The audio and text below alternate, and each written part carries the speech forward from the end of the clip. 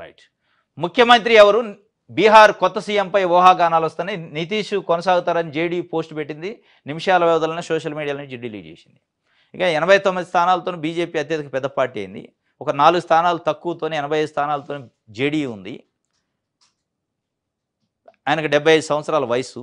ఆయన కేంద్ర ప్రభుత్వంలోకి తీసుకొని ఒకవేళ బీజేపీ పాగా వేయాలనుకుంటే మహారాష్ట్ర లెక్క దేవేంద్ర ఫడ్నవీస్ని ఎట్లయితే ముఖ్యమంత్రి చేశారో ఆ పద్ధతిలో చేయాలనే పద్ధతి ఉంటే సామ్రాట్ చౌదరి అని ఇప్పుడు డిప్యూటీ సీఎం ఉండు.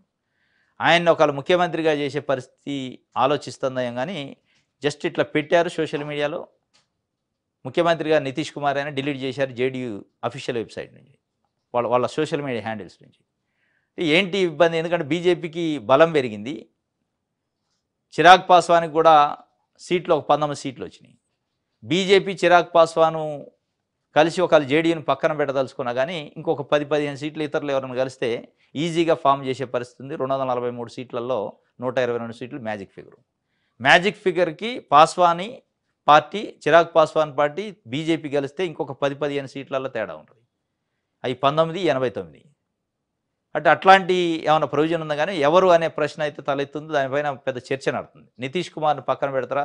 నితీష్ కుమార్ని తీసుకొచ్చి కేంద్రంలో పెట్టుకొని అక్కడ బీజేపీ స్ట్రెంగ్తన్ అవ్వడానికి, బీజేపీ స్ట్రాంగ్ అవ్వడానికి ఒక ప్రయత్నం చేస్తా అనేది ఒక చర్చ అయితే నడుస్తుంది.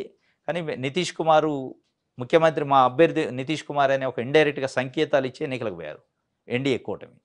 మరి దాన్ని ఎంతవరకు గౌరవిస్తుంది బీజేపీ పార్టీ? ఇప్పుడున్న పరిస్థితుల్లో కేంద్రంలో కూడా నితీష్ కుమార్ పైన ఆధారపడి ప్రభుత్వం ఉంది, కేంద్ర ప్రభుత్వం. అంత ఈజీగా మరి ఇప్పుడు చేస్తారా? ఆ పరిస్థితి నితీష్ కుమార్ని పక్కన పెట్టే పరిస్థితి ఉంటుందా అనేది చూడాలి. మహారాష్ట్ర తరహా ప్రయోగం ఏమైనా చేస్తారా అనేది ఒక చర్చ అయితే నడుస్తుంది. రైట్. గఠబంధన్ ముంచిన ఎం ఫ్యాక్టర్ అట. ఈ గఠబంధన్ ఏం చేసిందంటే ఎం ఫ్యాక్టరు ఎంవై అని, ముస్లిం అండ్ యాదవ్ కాంబినేషన్లో మనం గెలవబోతున్నాం, ముస్లిం యాదవ్ అని జపం చేసింది. అది ఎన్డీఏ కూటమి మహిళలు యువత అని ఒక ప్రచారం చేసింది. యువతకి నిరుద్యోగ వృత్తి, మహిళలకి 10,000 రూపాయలు జమ చేయటం, 1 కోటి మందికి పైగా మహిళలకి. అది సక్సెస్ఫుల్గా వర్కౌట్ అయింది. ఈ గఠబంధన్కి వచ్చేటలకి వీళ్ళు ముస్లిం కార్డు ఉపయోగించారు. ఎందుకంటే అక్కడ మెజారిటీ ఒక 17% ఓట్లు ఉన్నాయి ముస్లిమ్స్కి.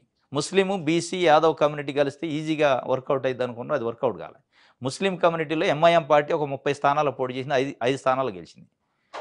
ఆర్జేడీకి తీవ్రమైన దెబ్బ కొట్టింది ఎంఐఎం పార్టీ వల్ల. 30 స్థానాలు కోల్పోయింది ముస్లిం ఓట్లు చేల్చడం వల్ల. ఇది గమనించుకోకుండా వాళ్ళు ముస్లిం యాదవ్ అని ఒక ఎంవై అనే ఒక ఫ్యాక్టర్ని పెట్టుకొని పోయారు. ఎంవై ఫెయిల్ అయింది.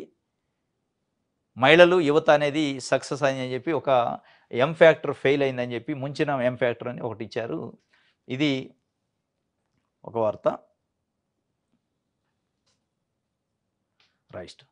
స్వరాష్ట్రంలో చతికిలబడ్డ పీకే అందరినీ గెలిపించి విచిత్ర పరిస్థితిని ఎదుర్కొంటున్న ఒకప్పటి ఎన్నికల వ్యూహకర్త. బీహార్ ఎన్నికల ఘోరంగా విఫలమైన ప్రశాంత్ కిషోర్ జన్ సురాజ్ పార్టీ నితీష్తో పొసక్క సొంత పార్టీ పెట్టిండు. అంతకుముందు జేడీయూలో జాయిన్ అయ్యిండు.